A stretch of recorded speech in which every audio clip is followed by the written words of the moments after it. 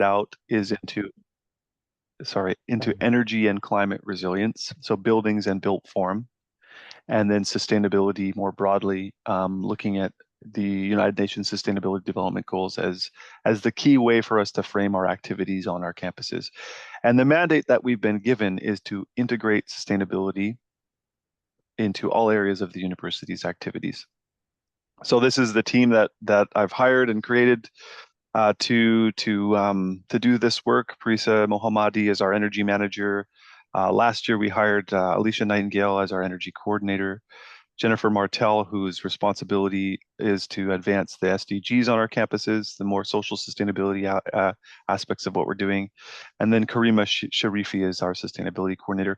We also do tap into our student body and our staff and faculty and try and get as many people kind of working on this work as possible, but this is our main contingent.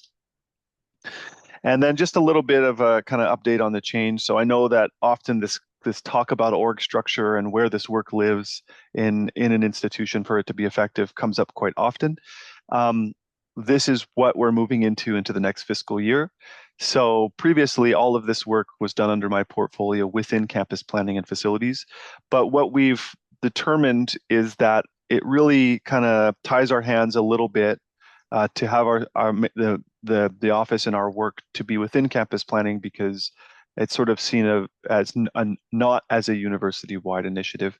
So what we're doing is changing it up to keep energy, climate, resilience, buildings, and built form within campus planning and facilities, and to integrate kind of decision-making around budgeting and project identification and prioritization into facilities decision-making. But then everything outside of buildings and built form that relates to the SDGs is going under the provost portfolio. And so it's a dual reporting structure within our institution. And part of this is so that we can more legitimately work to integrate sustainability concepts into curriculum, community engagement, staff and student engagement. And so far, it's been, this concept has been sort of received positively within our university community. So a little bit about what the Office of Sustainability does. So we work to promote a pan-institutional approach to sustainability. So it's holistic sustainability. It's not just environmental sustainability. So actually my title has changed from Director Energy and Environmental Sustainability to Director Energy and Sustainability. We're working to educate and communicate UFE about what we mean by sustainability and what the Sustainable Development Goals are, and to establish very clear, tangible, achievable goals and to track those. We're working to identify and implement and increase our measurable goals at the university, and then coordinate and track and report institution-wide on our institution-wide sustainability efforts. So it's not enough for us to just do stuff. We want to show our progress in achieving these goals. And then I would say, the highest level of what we're trying to do is prepare our students for the realities of the world that they're entering into. And our position is that if we're not doing this work, we're not doing our job to prepare people for what to expect in the world. And part of that is through explicit education, but also demonstrating these values within our operating structures and our systems. So this is just a high level of what we do. I'm not going to go over all this, but again, it's really focused on energy and climate resilience, GHG emissions reductions on the one side, and then that's through infrastructure initiatives. And then the sustainability side is more about the Sustainable Development Goals. We work to engage student, staff, faculty in our awareness campaigns. We're monitoring and reporting on our progress. We're looking at securing funding, and that's been a big thing because the SDGs in and of themselves don't always have the funding resources just available to them, or the same types of business cases to be made in the way that energy savings and GHG emissions reductions do. So that's kind of been the trick. And then advocacy. We're always looking for allies. We're always trying to connect the dots between operations, administrations, and research. And I'd say the biggest skill set that we're bringing to the table in all this work is knowledge translation. One of the SDGs is partnerships for the goals, and I would say that's the one that we take the most seriously. Not that any one is more serious than any others, but none of this work would be done without the buy-in of our community, and we can't, as an office, do it all ourselves. So again, this is kind of the framework that we're operating under. And at the base of it, it's about people, prosperity, um, sustainability within our planet. We're working on partnerships, and we're trying to do this in a way that's socially equitable and promoting a good life. So we started with commitments, and this is that highest level kind of mandate and priority setting at the university. So we quite early on became a UNAI member, which commits us to integrating sustainability principles into curriculum and our service offerings as an institution. We signed the United Nations Sustainable Development Accord, which again commits us to integrate sustainability principles into all areas of the university's activities. And then we created a sustainability policy that was endorsed by the highest level of our senior leadership. And within that policy, it basically gives us a mandate to do the work and something to point to. We don't want to be the ones that are just cheerleading this work. We want to be able to say, look, these are the things that the university's directed us to do. We're carrying out these initiatives on behalf of the university. Office of Sustainability is the university's Office of Sustainability. It's not an office that exists within the university. And this is for everyone's mutual benefit. Although sometimes it feels like trying to get people to take their medicine, even if they don't necessarily want to all the time. And then just this is a little bit of an idea about our management processes. So we look at curriculum and research, student staff engagement, and campus planning and built form as sort of the key areas of our support within our office. And then this to the right hand side is really about, it's not just our energy management process, but it's our management practice, our cyclical management practice just generally. And we start with research and good information. That research informs decision making, is used to inform decision making and senior leadership at the senior leadership level, as well as policy development.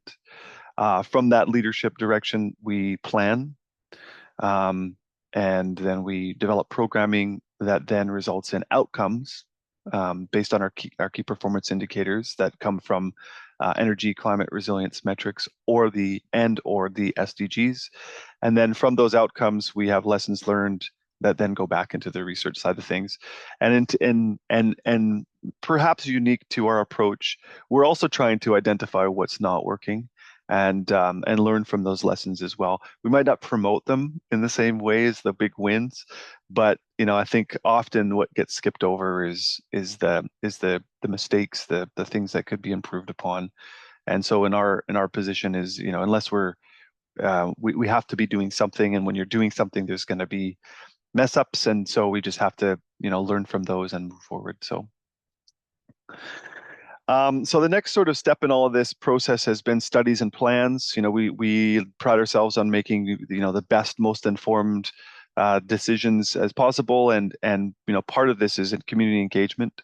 So in the studies and plans, we're trying to get an idea of what the current context is, what the interests and appetite of our community is, what the unique offering of our community might be, and then how we can connect the dots between these sustainable development goals and climate and environmental priorities, and then the interests and capacities of our community so we can leverage some of that. And then through the sustainability planning process, we're also building our community and communicating with our community the direction that we're interested in going in. So by the time the plans are done, people are interested, on board, and want to move ahead with them. I think the other side of that too is we could develop these plans in isolation in our office, but if we did that and then they were completed and we said, okay, here's your plan, UFE, we're moving forward with it, it would never happen. It would never get done. People would just say, yeah, right, see you later, we don't buy in, we're not interested. So for us, that collaborative piece, that engagement piece has been at the foundation of all of the work that we're trying to do. And again, I think when I said knowledge translation, often it's about people already doing some of these works and just needing this type of work framed and reframed in a way that aligns with their areas of interest and their priorities that they're already engaged in. And then I think, for us, some of the messaging has been, you don't have to do everything, but we can all do something. And by planning, we're coordinating our efforts to be all pulling in the same direction. And then collectively, we're advancing these goals. So, there might be someone working on climate action and someone working on clean water and sanitization, or someone else on zero poverty, but not everybody has to do all these different things. So one of the plans that we've just recently completed is an energy and climate resilience plan. Basically, it started with energy audits and an opportunities register for our buildings and built form. And then it also has some alignment with some energy and climate resilience work. And then the idea is we've set targets. We've for GHG emissions and energy mix. And then we've also looked at what the best way to harden our infrastructure is to prepare us for the climate realities that we're entering into. And then the bigger piece of this is for this to be a tool for us to overlap with our annual project identification and prioritization process for campus planning and facilities initiatives. So if we identify that there's a bunch of HVAC units that are going to be replaced, or some windows or some campus green work, we have a whole suite of initiatives that are in our back pocket and ready to go that we can just insert into that annual budget process. The other thing is that there are funds floating around out there in the world. And if we haven't done the pre-work to be shovel ready with these initiatives, when the funds come available, we scramble to find initiatives. So this is sort of an opportunity for us to articulate 45 different things that we have in our back pocket that we can just move ahead with at the drop of a hat. If there's underspending at the end of the fiscal year, we can say, oh, hey, we have 3 things that fall within that budget framework, and we'd be happy to get them done for the university on our behalf. So it's some degree of planning, and then we're at the ready for the project management side of things. We're wrapping up a sustainability action pathway right now, and again, this is to inform UFE's Office of Sustainability in the work that we do. It identifies specific actions, stakeholders, timelines, specific key performance indicators as they relate to these SDGs. And then this is again more on the curriculum development and research sides of things.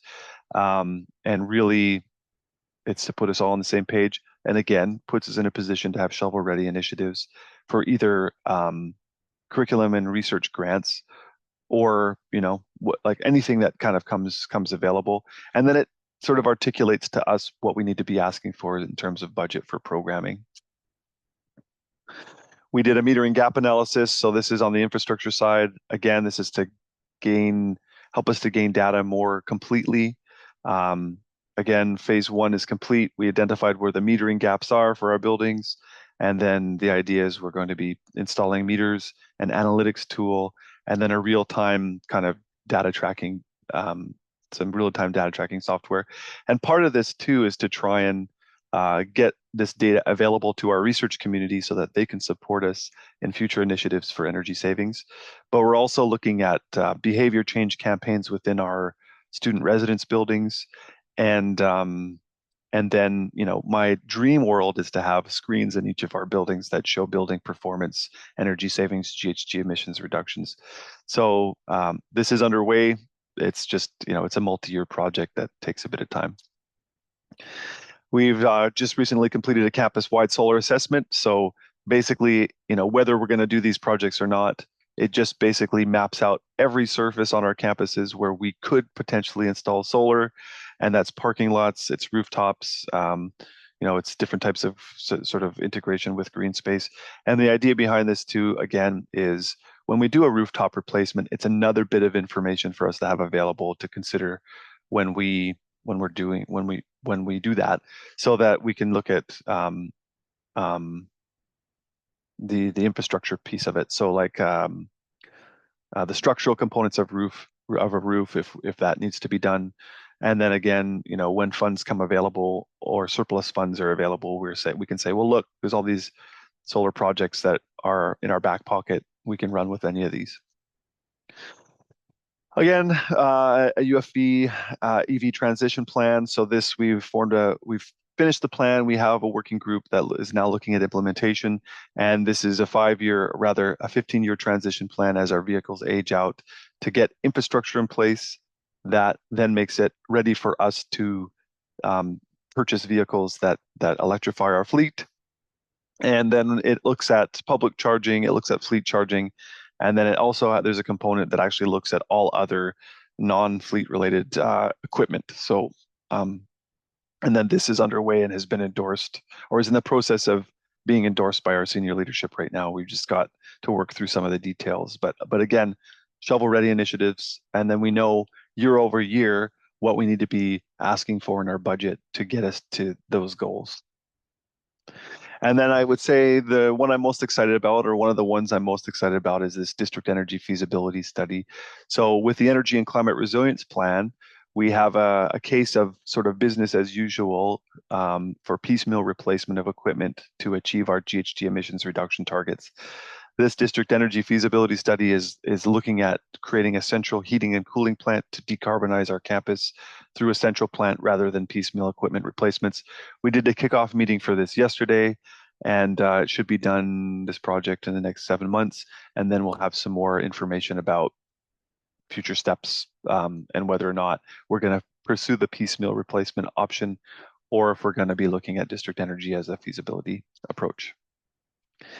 And then this is the sort of last one. So another plan, but looking at better ways to integrate waste management into our processes, making sure that waste is sorted more effectively and that it's actually going to the processing facilities that it's intended to go to. This might seem like a no-brainer, but and a low-hanging fruit, but it's actually been quite challenging to overhaul our waste management practices. So we're just wrapping up this plan now. So that planning so far has resulted in quite a few successful initiatives, and I'll just give you an example of several, and I won't go over them all. We actually this year finished the completion of a gas absorption heat pump install. So this is a piece of technology that basically reduces energy consumption by about 70%, and it's 110% efficient equipment. And then it's about 60% GHG emissions reductions. We are aiming for electrification, but we're also looking at climate resilience.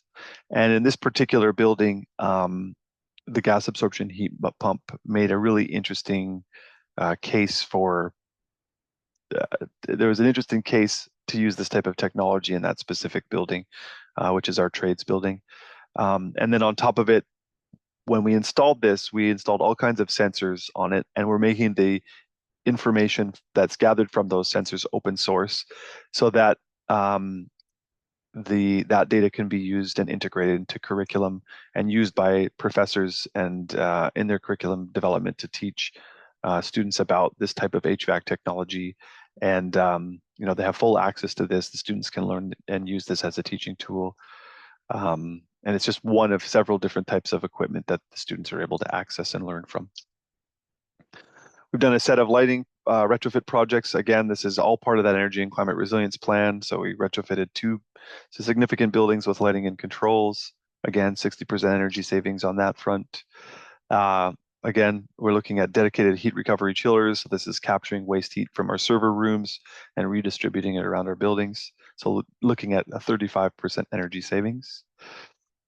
Rooftop unit replacements. So again, this is that example of now when we go through a budget process with our campus planning and facilities, we've got a whole suite of alternative options that we can point to and say, hey, you're going to replace that rooftop unit. Well, here's a bunch of alternatives that would be more energy efficient, and we've got the business cases in hand and ready to go, so we can make a case for those. We're working on design standards right now as well. And so one of the first applications of our design standard, which is formally going to be approved this summer, even though it wasn't approved yet, we still used it for the design process for our new student residents. 380 new beds. It's going to be step code 4, LEED Gold, fully electric, so no methane, no natural gas being hooked up to it, and 6 EV charge stations. And I would say, our sustainability planning work was essential in getting those design specs kind of articulated and finalized.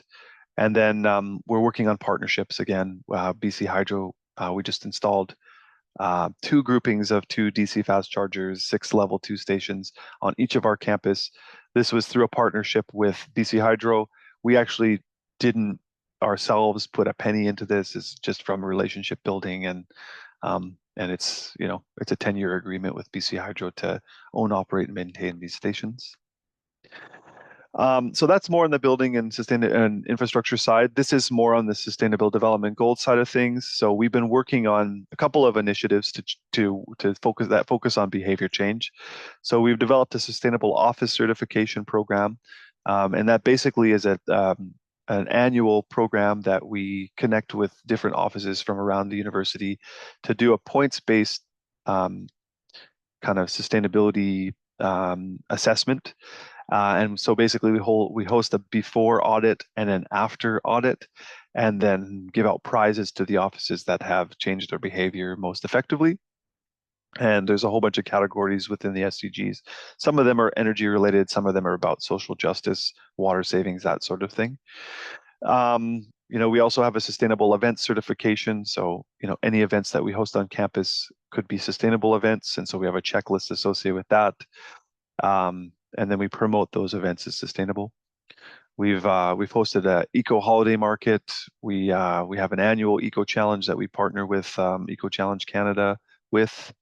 The month of March, we host a series of 20 events that are intended to raise awareness and advance sustainability on our campuses. And then on top of that, we have monthly newsletters, ongoing communication. We've been working with grounds to develop pollinator gardens. And then I think some of the bigger pieces of this service offering from our office is grants development and then partnerships for the goals. So just in the last year with our focus on grants development, and then now that we know a lot of the work that people are working on in areas of interest, we've been able to bring in $3.2 million over the last 3 years just to support initiatives like these outside of universities' existing budgeting process. So it's been a pretty effective process in that way. So just a little bit more about March for Sustainability, because it's one of our biggest series of events. So it's co-collaborated and co-hosted with people from around the university who are interested in and already engaged in different sustainable initiatives. The intent is to foster awareness and understanding and create a thriving, harmonious, and just future for all, and then really kind of demonstrate in practice what sustainability looks and feels like when it's being implemented. This is our events calendar. So again, there's about 20 events that we do over the month. Some of them are cultural, some of them are technical, most of them are educational, but it's really about kind of fostering that community and engaging our students, staff, and faculty in fun but kind of interesting things. And then these happen both on our Abbotsford and Chilliwack campuses. And then just in the last year, we had 700 attendees to these events. These were 450 new attendees. We had external community members attending, and then most of the folks were students. And then I just want to make one sort of final shout out for tracking and reporting. It's become more and more apparent to us that tracking and reporting are really essential. So we have a number of tracking tools in place. And part of this is to sort of justify our existence on campus, especially on the SDG side of things, which doesn't bring in cash. And I think most universities are in this similar position right now where there's talk of austerity. And I think anything that we can do to show our impact and our progress in a very visual and meaningful way to our senior leadership teams and on a regular basis, it's quite helpful, because if and when those conversations happen about what's considered core business, essential business to the university, we want to make sure that we've already headed that off, and sustainability is not one of the ones that's considered cuttable. So we have a couple of tools. So we do use our energy and tracking and reporting tool. It's Puma.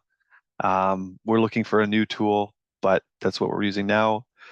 We do have an annual energy and GHG emissions reporting through CCAR. So that's through our provincial reporting mechanism. IntelliWeb integration with our DDC system. So again, that's more about energy.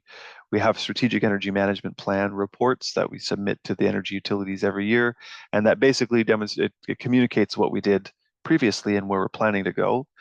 We do STARS reporting. So currently we're at a STARS Silver, and we're starting in on the next annual cycle of STARS reporting. So we're aiming for a gold to show some progress. Even if we maintained our status as a STARS Silver, I think that would still be quite good because it shows that we have more to do. And then we are a member of UNAI and do UNAI reporting. And then on top of that, we have an annual, sorry, sustainability report that we release to our university community every year. It's not just reporting on things that Office of Sustainability does. We're trying to highlight and celebrate the work that our entire community is doing to advance sustainability. And yeah, that's basically it for me. I'm happy to sort of entertain any questions that people might have. This is just what our process looks like and is looking like now, but as you all know, it's sort of evolving. It's it highly depends on the people in our community who may or may not be interested. So a lot of the work that we do is engagement with our senior leadership to kind of communicate the impacts and how it might overlap with their work. And yeah, and if there's anything that I can do to share any knowledge or resources or learn from you about how you're doing things so we can improve our process, happy to do that too. So thank you. Thank you. Thanks, Doran. That was outstanding. Really good presentation. Really nice to see how you're integrating sustainability. I think it's often a challenge on campuses between facilities and infrastructure and the folks in academics, and having them on board and having them see how they connect in can really help a great deal. So really appreciate that approach that you've taken. I want to mention I've got a poll up. If folks can enter, I've gotten a few folks have entered their feedback. It's just 3 questions. It's a little bit complicated in terms of the because I think I've set them up for ranking. But if you have a chance, you can fill that out. That would be great. And yes, I think at this point, I want to throw it open to questions. I'm almost often we do have some time for networking. I think we could almost do that here as a group. It's not a huge number of people, but if you have a question, yeah, put up your hand and we will kind of go through that. Go ahead, Amy. Thanks. Yeah, thanks so much for your presentation, Doran. My name's Amy and I work at Bow Valley College in Calgary. And I guess I'm curious about the Sustainable Office Certification Program. So how do you get specific data for office areas in terms of water use? And like, do you have specific meters for those office areas? I'm just curious how functionally you go about doing that. Yeah, so with the Sustainable Office Certification, it's about behavior and behavior change. So we're not actually we're not quantifying energy or water or waste generation or consumption. It's more about have they implemented practices that are intended to reduce water, waste, and energy. So what we do is it's a 100 item checklist. So we have a coordinator who first goes out and reaches out to our university community and kind of recruits representatives from each of those departments or offices, and they become the sustainability champions within their area. We do a pre-audit to kind of give them an idea of the things that they're doing well and the areas that they can improve in. And then our coordinator works with them on regular intervals to check in. And actually it's as a group format. So they check in with them individually and then they meet as a group to kind of share approaches that are working or not working. And then those champions at the end do a post audit of those 100 same questions. And then we're able to sort of award them a rating within their office. So it's bronze, silver, gold, and platinum. There's a little plaque that they get on their door. And then the co-benefit of this is then now we have a network of sustainability champions across the university that when other things come up, other needs for engagement, we can reach out to them and they're they're already connected. They're already seen in their area as sort of championing these causes and yeah, it's been quite effective in integrating kind of behavior change in our community. And Yeah, and amazing. actually, all those materials I'm happy to share with anybody. Take it, adapt it, adopt it, take credit for it. We don't care. Like the idea is we just want to see this work done and for it to be impactful for people. Yeah, thank you so much. That's so generous. And I'm just blown away at the amount of work that your team has managed to accomplish. So kudos to your leadership because I feel, yeah, that's something to be proud of. Yeah, thank you. Yeah, they're a great team for sure. On that kind of note, yeah, and that is really valuable, and folks take advantage of those resources because no use recreating the wheel. Um, is your energy manager specifically funded by funding? This is often the case I find in BC by one of the utilities he works with, either BC Hydro or. So initially, yes. And this is sort of the dance that we've been playing. So the way that university budgeting kind of works is we tell the university what we need, and then we hold out our hand and say, please, can we have it? And then there's this sort of budgeting process where we get it or we don't. So what we've decided to do is initially her position was funded by BC Hydro, but I think it puts us in a position where we're accountable to BC Hydro for the work that we do. And Fortis is the other one, right? So Fortis also has contributed money to staff positions. But our position is that these positions, the staff work for UFV and still need to be taking decisions that are within UFV's interest. So we do accept money from them, but the positions are fully funded by UFV. We accept the money and put it into a revolving energy fund that then can be used for other types of initiatives. We still report back to them. We still participate in the energy manager networks, but the idea is if we have to make a decision that is not, we'll never be in a position where we have to make decisions that are not in UFE's best interest. Because if the rubber actually hit the road and they decided to pull funding, we would say, okay, pull funding. These positions are fully funded. Excellent. That's really interesting. I haven't. I think, Yeah. I think the other interesting thing here too. So we're doing that with our rebates as well. So we access rebates through both Fortis and BC Hydro. What we'll do is we'll budget for the overall project fully. Then, as an afterthought, we'll apply for the rebates. The rebates then go into a revolving account, and then those funds then function as seed funds or top-up money for sustainability or energy-related initiatives. And in that way, we don't have to ask for that annual handout every year. We just basically have that pocket of seed money that we can use to advance the work without necessarily having to have it reabsorbed into our annual budget. Establishing a revolving green fund would take buy-in from senior admin, I assume. Was that challenging to get that set up? What's the size then of how is that accumulated? So initially we did it just with our finance department, and we said that, this is a standard fundraising practice. You need a little bit of seed money and matching in order for us to do that. So we met with our finance office and our advancement office and basically said, if you don't want to, if you don't, there's things that are going to come up, whether it's staff grants, whether it's, other third-party external funding opportunities that are after our budget cycle. And so, we're being asked to look for novel opportunities to bring in funds to the university.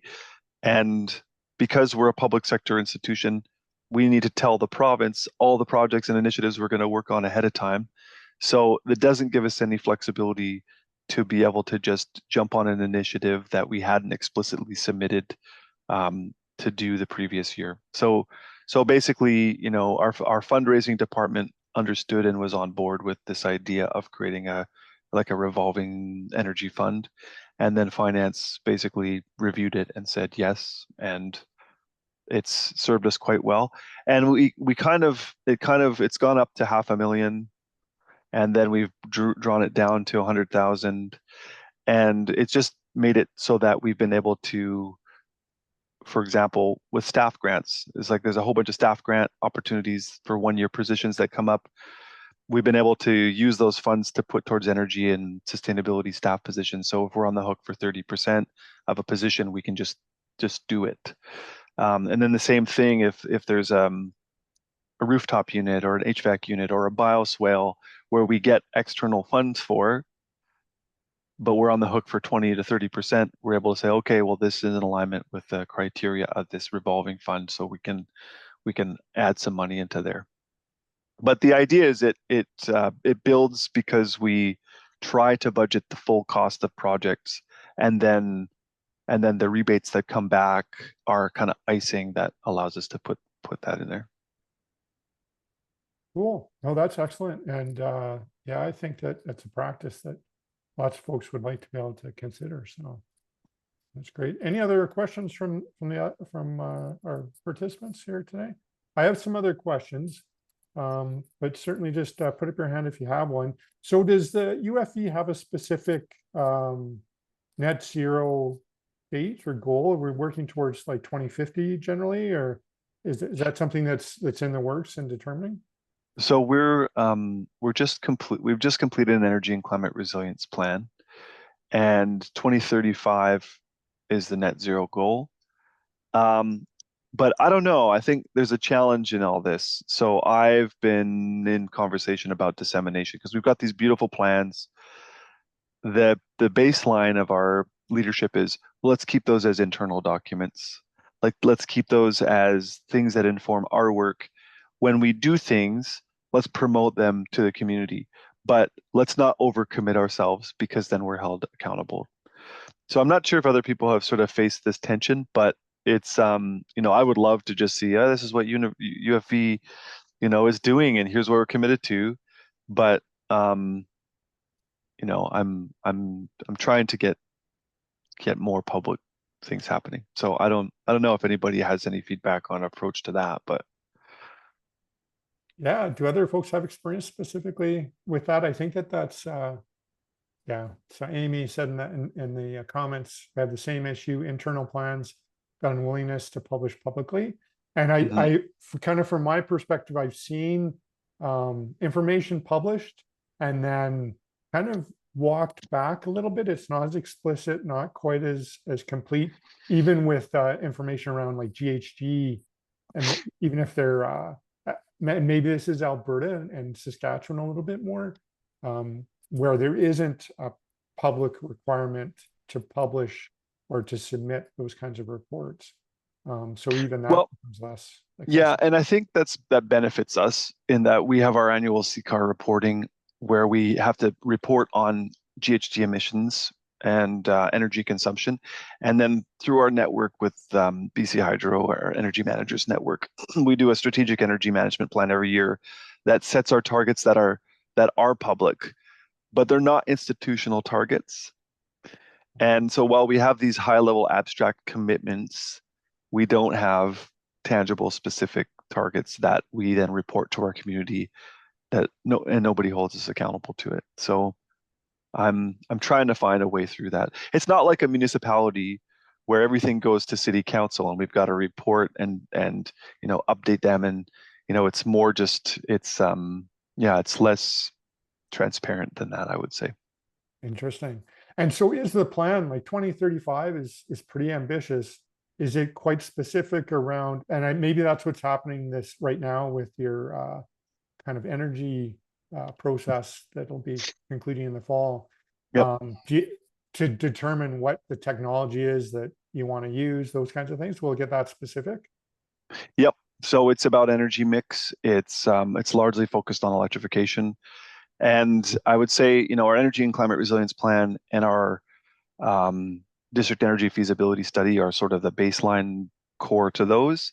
And then we're aligning all that with, so that every 3 years we do an audit of our buildings with the province. It's a VFA study, we call it.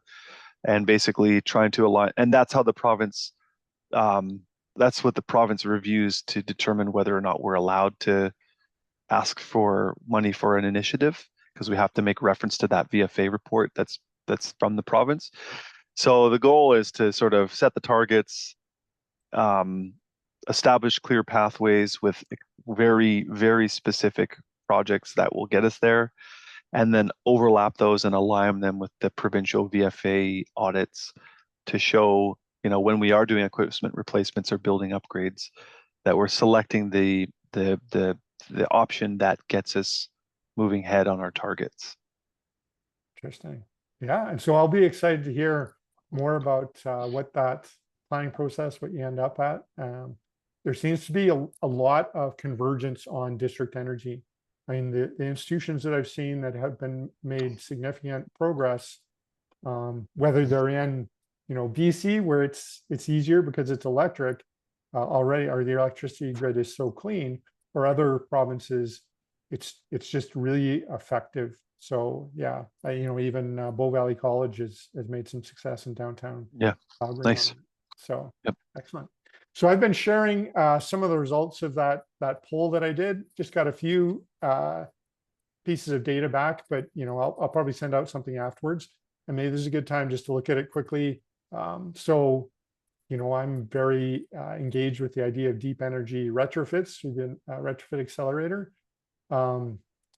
Yeah, thanks. If anybody needs to go, please go ahead. But thanks for your participation, and I'll be reaching out. We did have participation from across Western Canada. So every province west of Manitoba is represented here. So that's pretty cool, I think. So the first question was, is your campus considering a deep energy retrofit? And 2 of the 3 are considering that in the next 2 to 5 years, which is medium term. That's becoming pretty real, as well as one in 10 plus years, which, it's at least they're considering it. So that's great. What are the biggest challenges to campus energy retrofits? So it's asked, around a few specific challenges. And what we found was a lack of financial capacity, I think is everybody is experiencing, lack of technical expertise, 2 of 3, lack of capacity, 2 of 3, lack of clarity around accounting treatment of off-balance sheet solutions, which sounds a little bit arcane, but it's a big issue. So 2 of 3, and other institutional priorities. We're all competing in budgets, and that's totally understandable. So none of this is a surprise, but it's going to be valuable feedback for the retrofit acceleration. There's a few of them across Canada. And the final question was, what technical solutions to deep energy retrofits would you like to learn more about? And basically, we all want to learn about all these different solutions. And if there's others, I kind of grabbed these out of my head. So district energy, 2 of 2, electrification, heat pumps, geothermal, energy efficiency, financing. It's basically, we need to know more about all of these.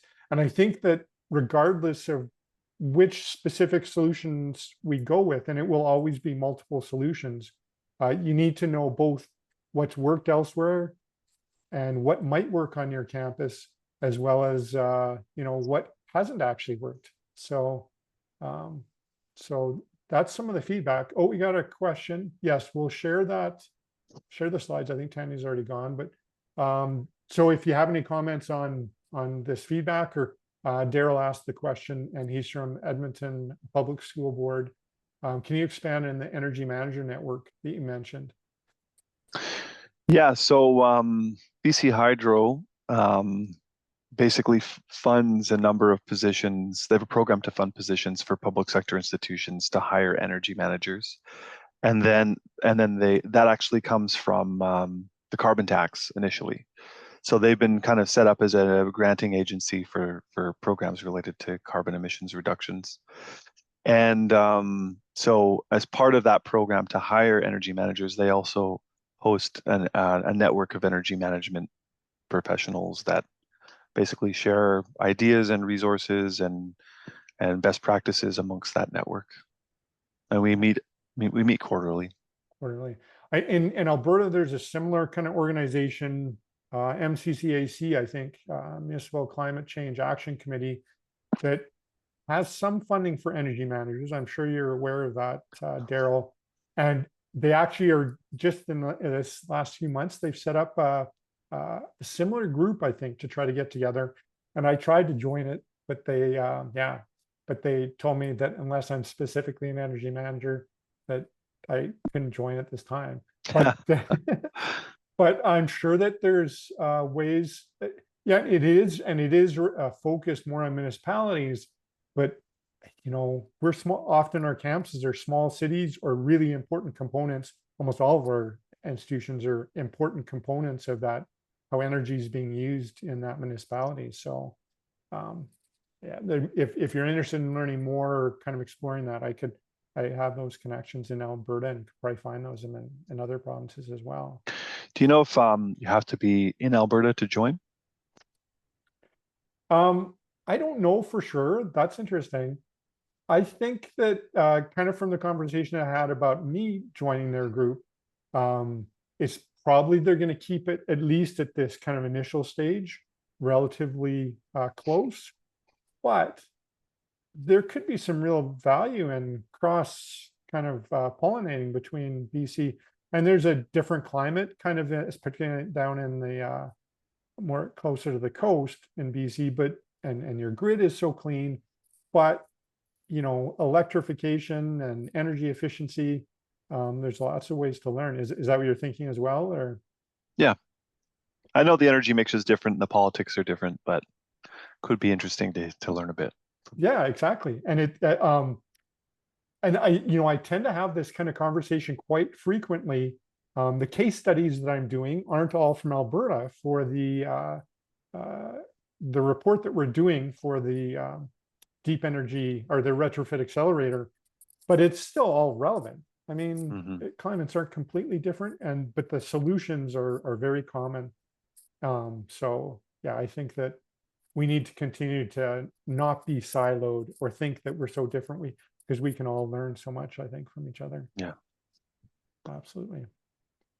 There's a relatively small group of us left. We could just do a quick roundtable, I think, and maybe do quick introduction of your campus. And Amy, you've done a little bit of that, but maybe you could go into provide also an introduction to what you do on your campus and some of the highlights of what you're working on currently, to kind of end off. Helps us do a little bit of networking here.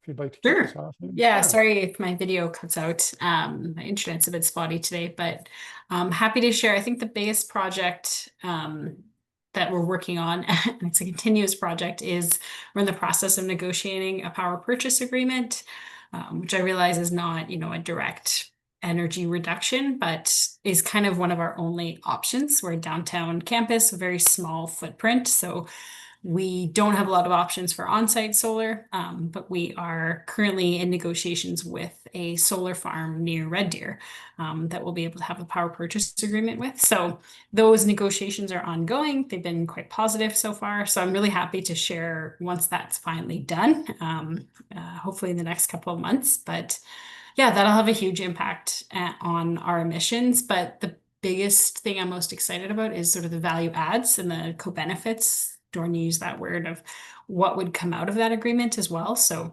I can't share all the details, but opportunities for scholarships, bursaries, research opportunities with that solar farm. So quite exciting there. Cool. I think kind of on the negative side in terms of this sort of a season of austerity. We did have over 100 staff laid off at Bow Valley in May. So we're still kind of reeling from those layoffs. And we did lose the second sustainability position that we had. So we're back to being an office of one, which is really sort of sent a chill on a lot of the work that we were doing. So there's some good things happening, but overall it feels like a bit of a tough moment. Yeah, thanks for letting me share. Absolutely, thanks for that, and appreciate your work, certainly. So yeah, sorry to hear you got shrunk a little bit, and all the best to your staff that you've lost. But yeah, I'm excited that you guys have kept up this fight on the PPA, because particularly the location of it is, I think, really cool too. And hopefully, some of those co-benefits can be, and I'm sure they are with RDP, since you're already so partnered with them. They do lots of interesting research in that regard. So yeah, and site visits for the students. So Yeah, that'd be really exciting. So, and I know Daryl was in that conversation years ago, so you can be happy to know it's still ongoing. Hi, Exactly. Amy. Well, Yes. and it may I come just back. wanted to jump in. Yeah. It's not that we also aren't interested in PPA. It's just I think initially and for a little while into it, it was a bit like herding cats, trying to get these institutions to align to do a group purchase. It seemed so easy when they did something up in near Provost Wind Farm about a decade or dozen years ago. I guess things have changed. And also, I think our level of energy consumption is well above what was initially attempted there. So it gets a little more complicated, but we are looking forward to expanding that work in 26. Cool. Is there any specific projects that you guys are working on right now that want to highlight to the group, or any challenges you've experienced that maybe we can pitch in on? Or Recording is off. Yeah, I can do that. Challenges. Well, there's always challenges. I guess you could say I envy the integration that Doran has with his larger institution, less siloing perhaps. Ours is still a little bit isolated. It's me and Megan who had a drop off earlier but was present. We have our challenges in that we can identify things and then have challenges getting them implemented, or getting feedback, getting the data on how well did that install go, or how, what are the metrics, are they coming back, are they helping for the next case? And certainly having shovel ready work requires pre-planning, investment, commitment, and let's be optimistic and say we're looking to expand on all of that. We were given a little bit of money to see what we could do, and it ended up being less on the adventurous side of things, a lot less experimental pilot, and a lot more, let's just measure the stuff that we know. LED lighting retrofits, measure the nameplates before, after, calculate the run hours. We're doing 2 medium-sized solar installs, so that we hope to have by in the fall at the latest. And then we're doing some recommissioning of half a dozen sites. So it's steps forward, and it's building on a lot of other stuff that we've done, including some ESCO work. I saw that mentioned in the thread there. That cat came in. Thank you. We've done some ESCO stuff in the past, and we have not gotten back to that model. And I think there's a much larger conversation that needs to be had about how do we address the backlog, the infrastructure deficit backlog that we have, while doing better, suggesting heat pumps instead of rooftop units, suggesting, like you said, Doran, I think reinforcing your roof when you're reinsulating or resurfacing so that it's solar ready, right now, we can't even get a public-private partnership school or P3 school to be EV or PV ready. And yet, we're supposed to be going after lead points. So we're leaving points on the table and increasing the cost for the future. It's just, in my opinion, very short-sighted, especially when ultimately the province is paying all the utility bills and could be paying less. But we have to think longer than 2 to 4 year increments, don't we? Exactly. Excellent. I'll be sending you some documents to review to get your feedback, because that's really valuable. Cool. Yeah, I have to say, Daryl, one of the bigger challenges on our end has been to try and integrate this concept of life cycle costing into our procurement processes.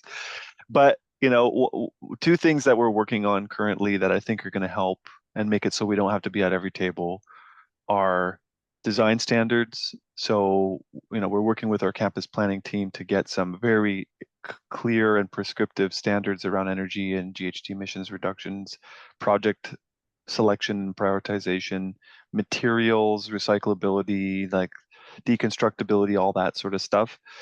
And then the other side of that coin is sustainable procurement. So that we, again, don't have to be at every table advocating for single thing that's purchased, but it just sort of gets on both sides kind of narrowed to a certain set of options. And then on the sustainable procurement side, we're also I'm advocating for, and we'll see how successful I am, including a cost associated with GHG emissions. So, the thought is for every ton of GHG emissions, we add another $100 to the assessment cost. And, that's just the idea, but we have a committee that's right now looking at sustainable procurement. And the thought is that might even the playing field for vehicles, for example, or different types of HVAC units that are more or less efficient and more or less costly. So we'll see. We'll see what that looks like. Could you expand on that? What does that mechanism look like when you put a number like $100 a ton? You're saying we know what your emissions would be with business as usual, or projecting with the replacement piece, it would be this much less, so we value that? Yeah. So so right now, or when I entered into this at UFE, it was like, what does the piece of equipment need to serve? How much does it cost? And those were the only two selection criteria. And so often when I went with the cheapest piece of equipment that served the function. So as part of this revised sustainable procurement process, we're trying to say, well, what other factors need to be included in our decision-making framework for selecting pieces of equipment? So energy consumption and GHG emissions need to be quantified in some way. So either and then the rubric for selection basically gives points for each area. So either we start to give points for energy savings and GHG emissions reductions, or we translate the energy savings and GHG emissions reductions into a dollar value and then compare those different options. I like that. Yeah, I'd love to see a successful model deployed, so that we could point to it. The value is steadily declining in Alberta for the value of a ton of carbon. This current government is doing everything that they can to minimize all aspects of Sorry. That's not, it's not an easy environment to be working in, for sure. Carbon is, in a way, a proxy sometimes for progress, right? There's other ways. I mean, talking to my peers, it's about dollars these days, right? Ultimately, you can usually make a case that long term, as you're saying, life cycle, these ways are better going forward. And we just have to create the policies and make sure all the different departments are on that page. But it's a huge effort, isn't it?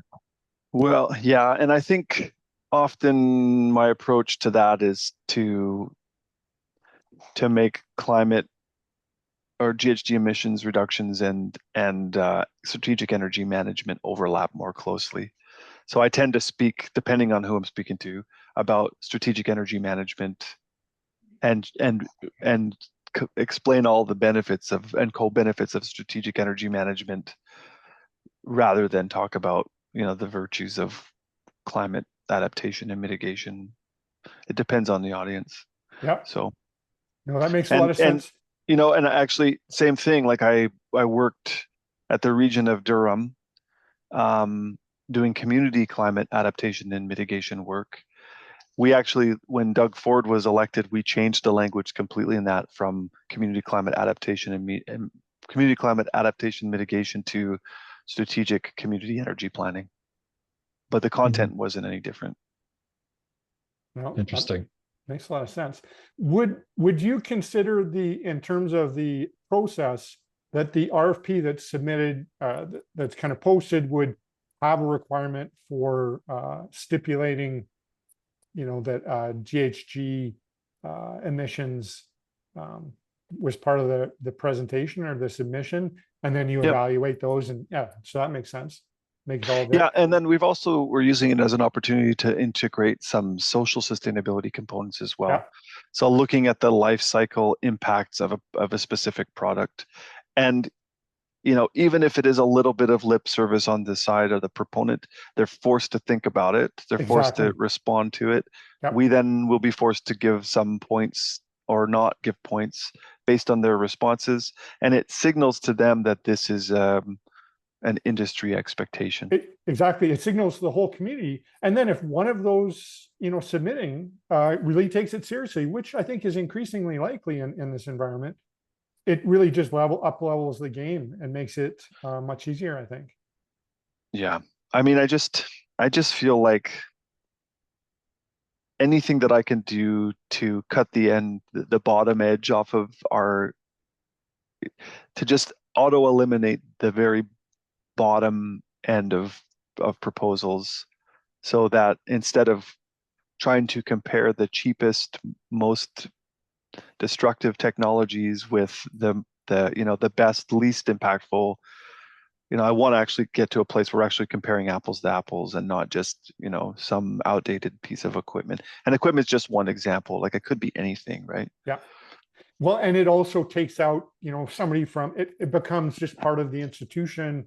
This is how we evaluate it. And whoever's looking at the numbers, it's not just the person from the sustainability office. Everyone can look at those numbers and relate to them.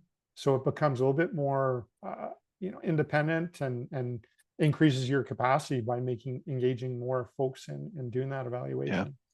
Yeah. And I'd say, like I said, the procurement is one side of that coin. Design standard is the other. Yeah. And that's things like metering. So anytime that we do a renovation or a new build, the expectations around metering, monitoring, integration are there, and it's just included in the overall cost of the project. We don't have to beg and plead to add some additional metering and monitoring measures.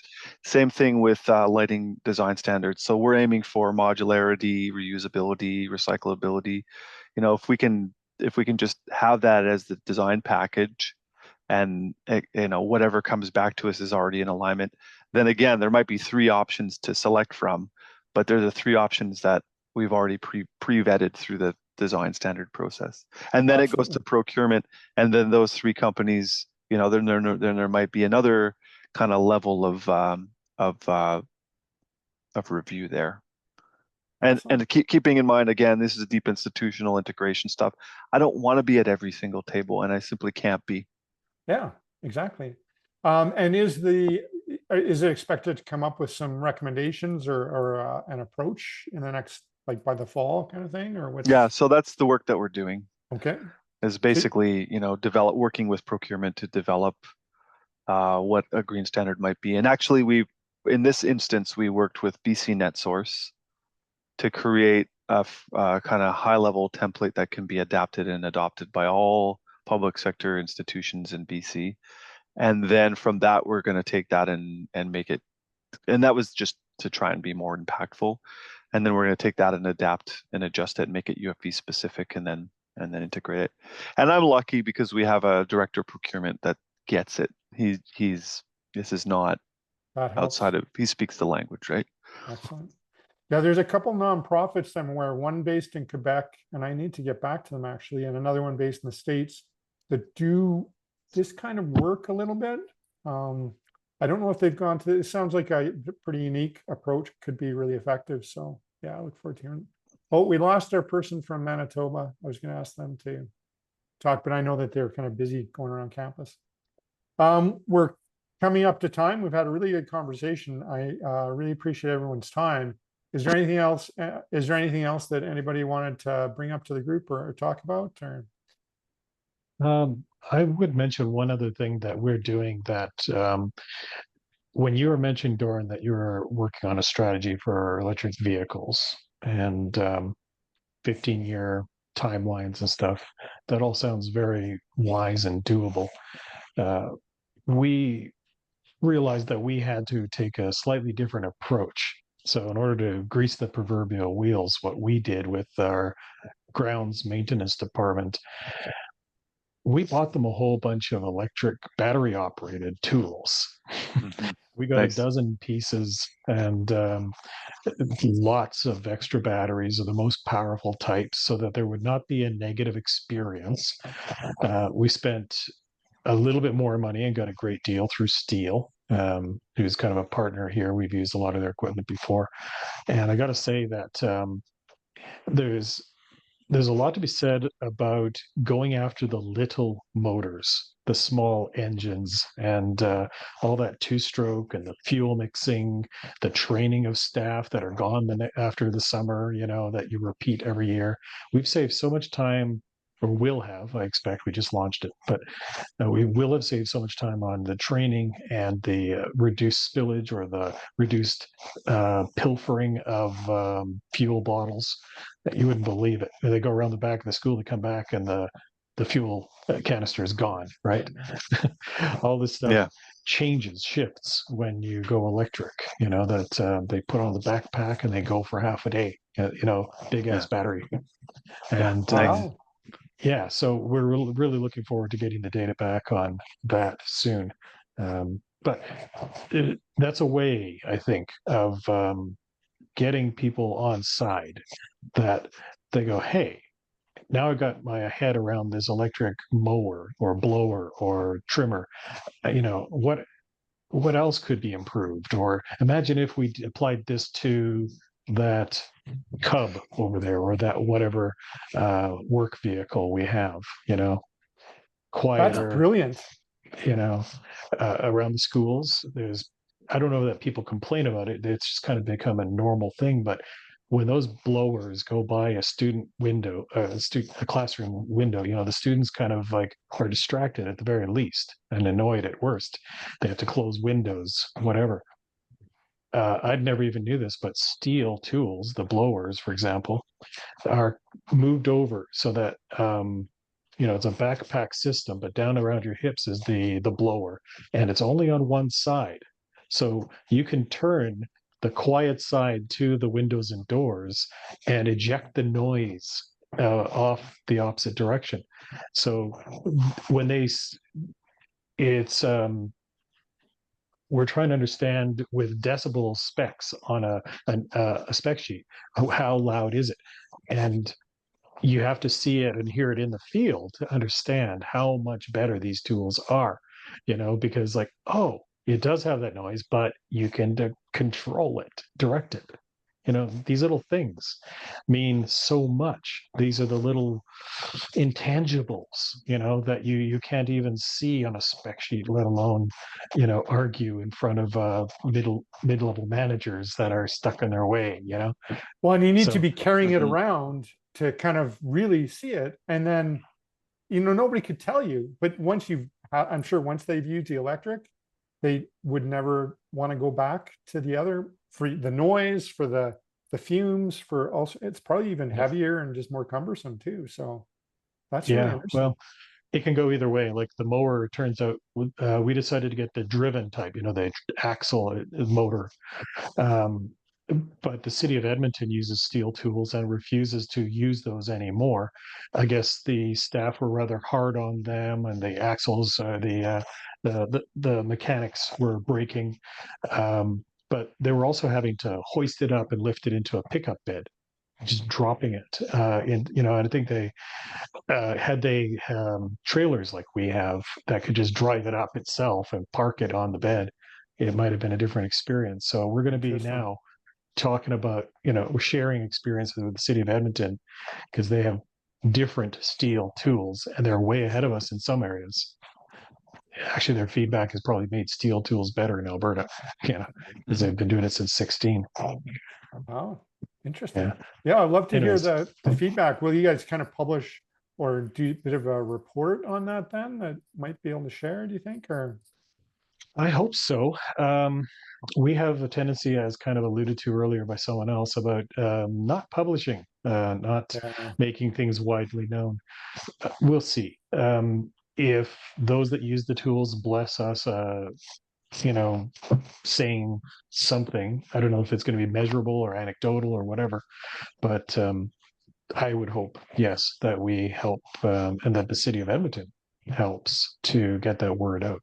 Yeah, exactly. And if it's not, that formal, even just a presentation that could be relatively informal, like, that would be really cool too, to this, because I think there's lots of folks in the Mm. group who'd, I think the idea of the small engines, that this makes a lot of sense, could be quite effective. Doran, has your campus done much of the battery replacement? So we do have some electric carts around, but as part of our electric vehicle fleet program, we included a whole section around electrification of equipment. So that's part of that transition plan, and it's something we'll point to at our annual budgeting process. But specific pieces of equipment, I think it's hard to select, and people are averse to change. So maybe we start with just a couple of pieces, and then and then see how people like them, and yeah. But I Well, for I see sure that. know, yeah, I mean, just the noise is definitely a factor. I think it makes sense to consider. I'm looking at my notes from last week's conversation with Maurice Pelletier, and the city of Edmonton actually made it a practical decision after they burnt out a lot of trimmers. This is not Mm. something I knew, but you've heard of fuel errors? Oh Fuel yeah. errors when you don't mix things Oh, properly and you oh put the wrong no. stuff into that little two-stroke and you fry the little bugger. Yeah. Okay, good to know. The repair cost could be as much as replacing the entire unit.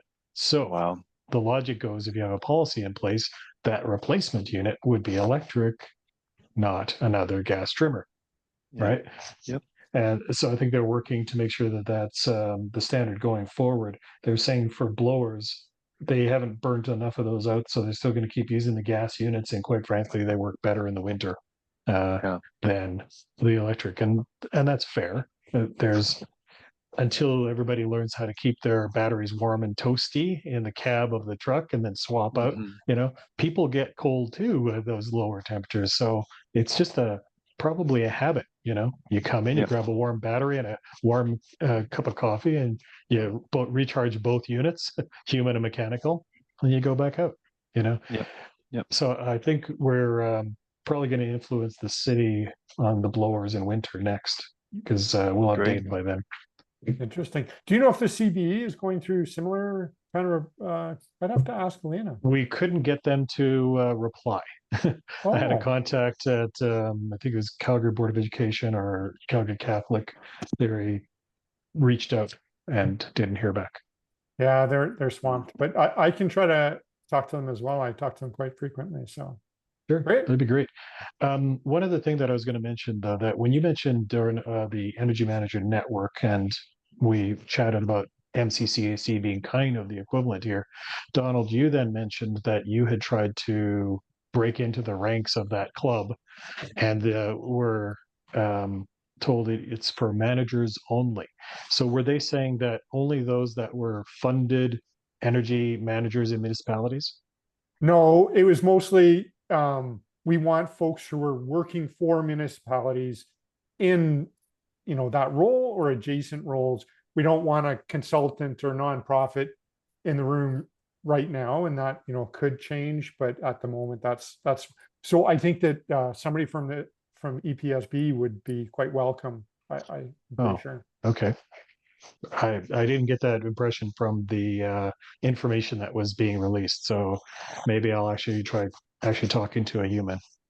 Yeah, I think you should ask.